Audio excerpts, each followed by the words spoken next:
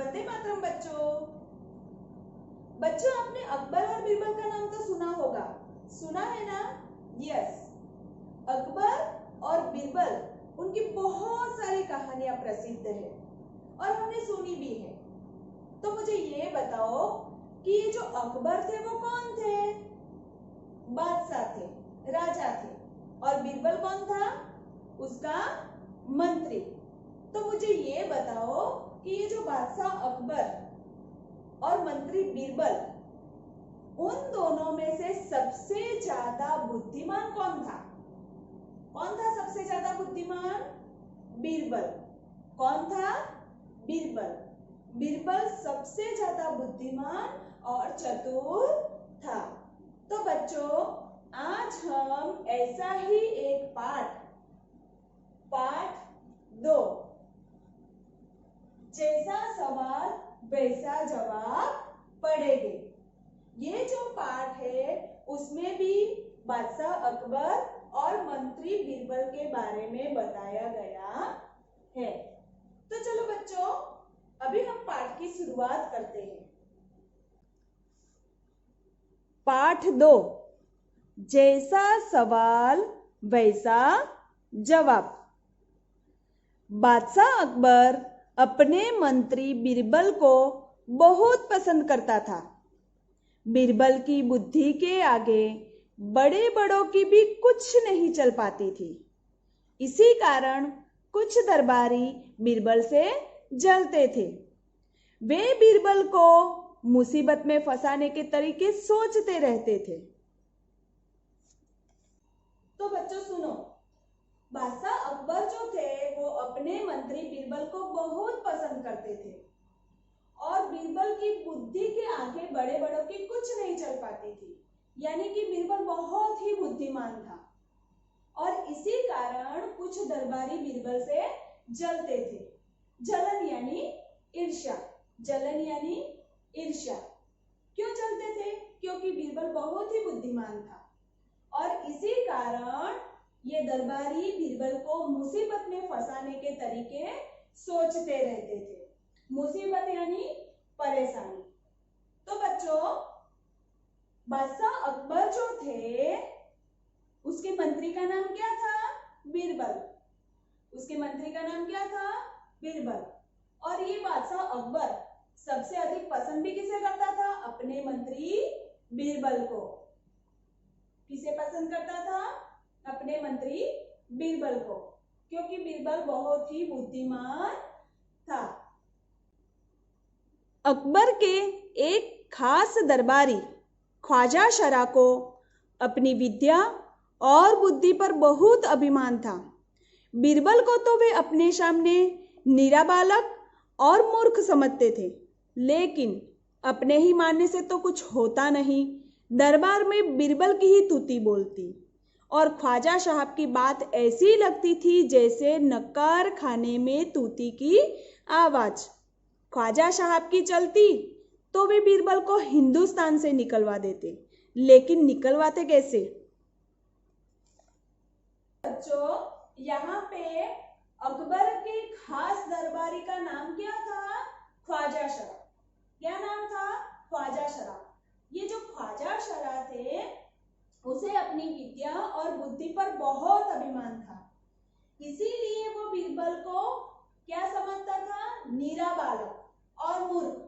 नीरा बालक यानी छोटा बालक जिसे कुछ भी नहीं आता, और मूर्ख यानी बेवकूफ। मूर्ख यानी बेवकूफ। तो ये अकबर के जो खास दरबारी ख्वाजा शरा थे वो बीरबल को क्या समझते थे? नीरा बालक समझते थे, मूर्ख बालक समझता था। लेकिन अपने ही मानने से क्या होता है? दरबार में बीरबल की ही तूती बोली जाती थी। तूती बोलना यानी कि खूब प्रभाव होना। दरबार में बीरबल का ही खूब प्रभाव था। बीरबल की बुद्धिमानी की ही सभी बहुत प्रशंसा करते थे और ख्वाजा शरा की बात तो ऐसी लगती थी जैसे नकार खाने में तूती की आती। नकार खाना यानी कि जहां पे नगाड़ा रखने और बजाने की जगह। समझ में आया? नकार खाना यानी जहां पे नगाड़ा रखने और बजाने की जगह। जैसे कि दरबार में बीरबल का ही प्रभाव था और ख्वाजा साहब की बात ना ही उतनी सुनी जाती थी और ना ही उसका उतना प्रभाव था जितना बीरबल का प्रभाव था। जैसे कि आप लोग शादी में जाते हो ना, तो बारात जब निकलती है तब बड़े बड़े ढोल बजाए जाते हैं। तो उस समय हम जो बोलते हैं या आसपास की आवाज हमारी दब जाती है। क्यों दब जाती है? क्योंकि ये ढोल की जो आवाज होती है वो बहुत जोर जोर से बजती है, तो उसमें हमारी आवाज दब जाती है। उसी प्रकार दरबार में बीरबल का इतना प्रभाव था कि ख्वाजा शरा की बात कोई नहीं सुनता था, क्योंकि बीरबल की बातें बड़े बड़े ढोल की तरह थी और ख्वाजा शरा कैसा था? प्रभावहीन, उसका बिल्कुल भी प्रभाव नहीं था। इसीलिए दरबार एक दिन ख्वाजा ने बीरबल को मूर्ख साबित करने के लिए बहुत सोच विचार कर कुछ मुश्किल प्रश्न सोच लिए। उन्हें विश्वास था कि बादशाह के उन प्रश्नों को सुनकर बीरबल के छक्के छूट जाएंगे और वह लाख कोशिश करके भी संतोषजनक उत्तर नहीं दे पाएगा। फिर बादशाह मान लेगा कि ख्वाजा शरा के आगे बीरबल की कुछ नहीं है। ख्वाजा शरा ने क्या किया कि बीरबल को मूर्ख साबित करने के लिए बहुत सोच विचार कर मुश्किल प्रश्न सोच लिए। मुश्किल यानी कठिन। उन्होंने सोचा कि मैं बीरबल को कैसे मूर्ख साबित करूं। यह सोचकर उन्होंने क्या किया कि बहुत ही कठिन टेढ़े मेढ़े प्रश्न उन्होंने ढूंढ लिए और फिर उन्हें विश्वास था, उन्हें भरोसा था कि बादशाह जब ये प्रश्न बीरबल को पूछेगा तो बीरबल के छक्के छूट जाएंगे, यानी कि बीरबल उसी वक्त हार जाएगा, क्योंकि बीरबल तो एकदम बेवकूफ है। और फिर बादशाह मान जाएगा कि ख्वाजा साहब के आगे बीरबल कुछ नहीं है, ख्वाजा साहब ही बुद्धिमान है, बीरबल बेवकूफ है। ऐसा कौन सोच रहा था? ख्वाजा शरा।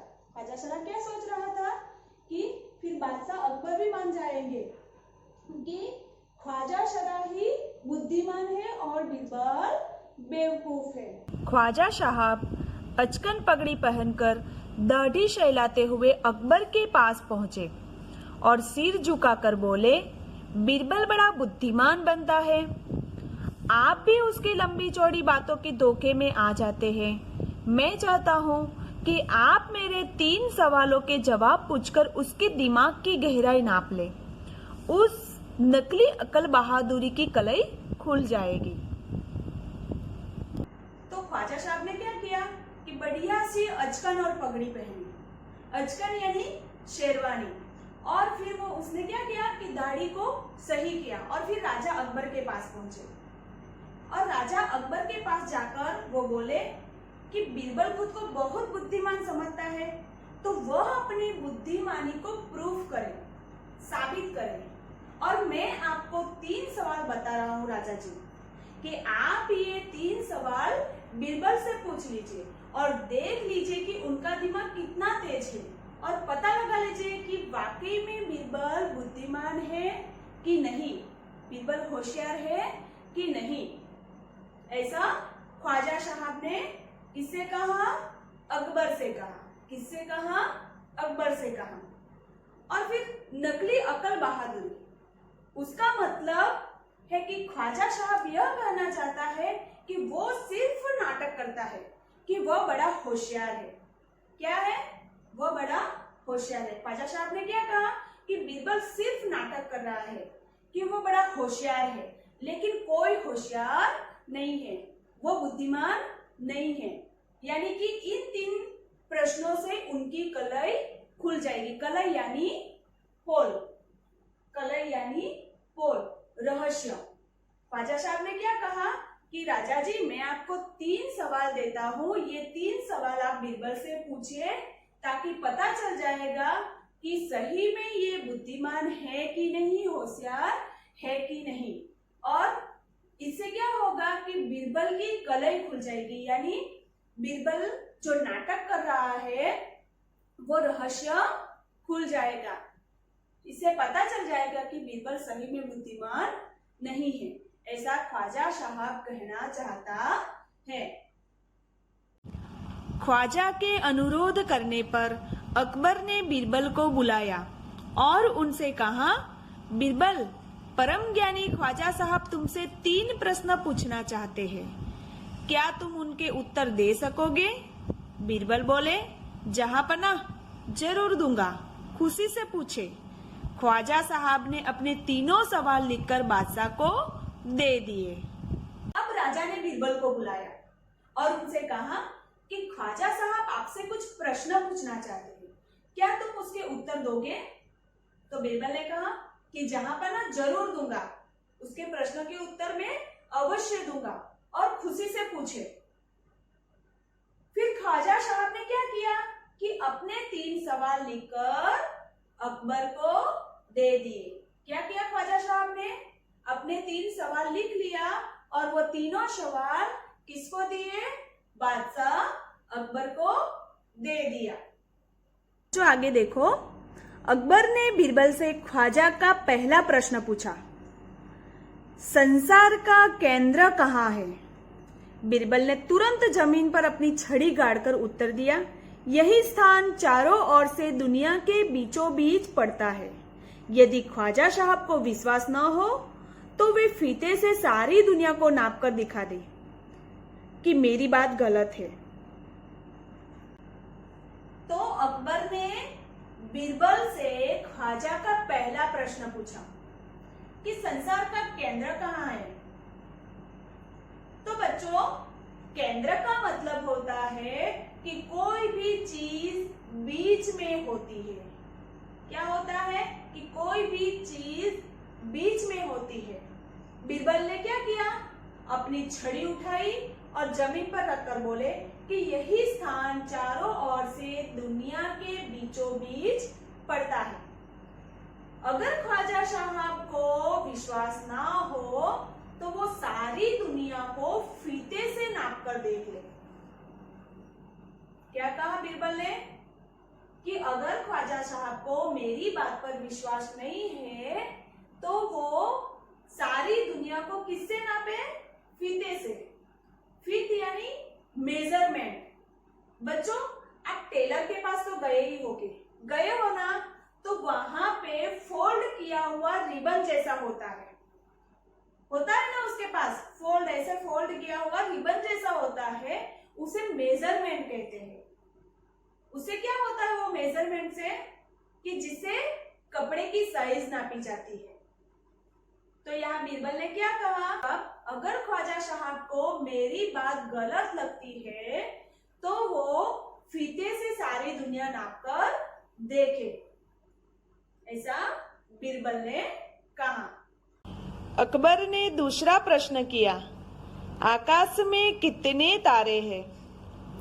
बीरबल ने एक भेड़ मंगवाकर कहा, इस भेड़ के शरीर में जितने बाल हैं उतने ही तारे आसमान में हैं। ख्वाजा साहब को इसमें संदेह हो तो वे बालों को गिनकर तारों की संख्या से तुलना कर ले। तो अकबर ने दूसरा प्रश्न क्या किया कि आसमान में कितने तारे हैं? क्या था दूसरा प्रश्न? कि आकाश में कितने तारे हैं? तो बीरबल ने क्या किया? बीरबल एक भेड़ लाया। भेड़ यानी शीप। क्या किया बीरबल ने? एक भेड़ लाया और बोला कि जितने भेड़ के बाल उतने आसमान में तारे हैं। क्या कहा बीरबल ने? कि जितने भेड़ के बाल है उतने आसमान में तारे हैं। अगर आपको कोई डाउट हो या मेरी बात पर विश्वास ना हो तो काउंट कर लो। क्या कहा बीरबल ने? ख्वाजा साहब से क्या कहा बीरबल ने? कि अगर आपको मेरी बात पे विश्वास नहीं है, अगर आपको मेरी बात पे डाउट हो तो आप ये भेड़ के बाल काउंट कर लो, गिन लो। अब अकबर ने तीसरा सवाल किया, संसार की आबादी कितनी है? बीरबल ने कहा, जहांपनाह, संसार की आबादी पल पल पर गट्टी बढ़ती रहती है, क्योंकि हर पल लोगों का मरना जीना लगा ही रहता है।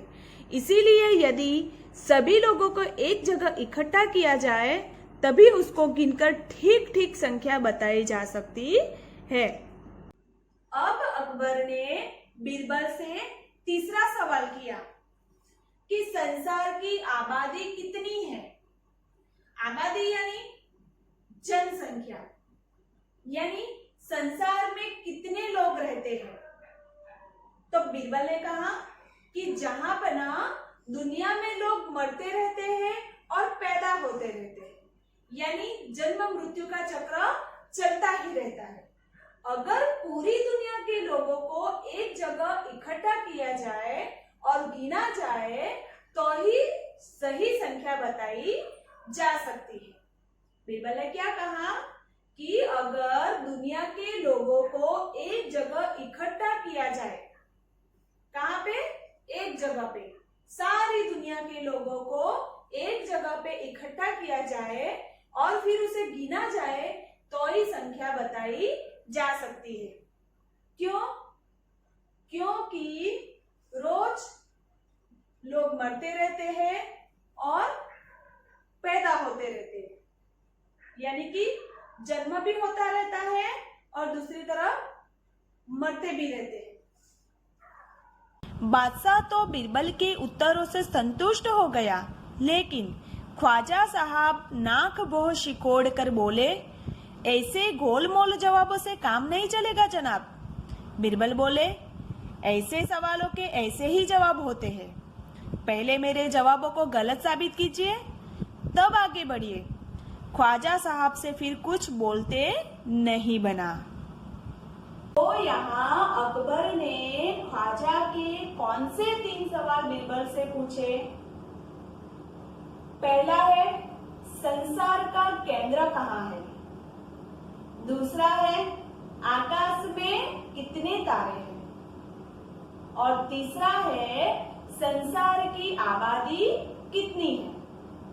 तो ये तीनों सवालों के जवाब से राजा संतुष्ट थे, यानी ये तीनों जवाब राजा को ठीक लगे। लेकिन ख्वाजा साहब इन जवाबों से संतुष्ट नहीं थे। बीरबल से कहा कि ऐसे गोलमोल जवाबों से, ऐसे टेढ़े मेढ़े जवाबों से काम नहीं चलेगा।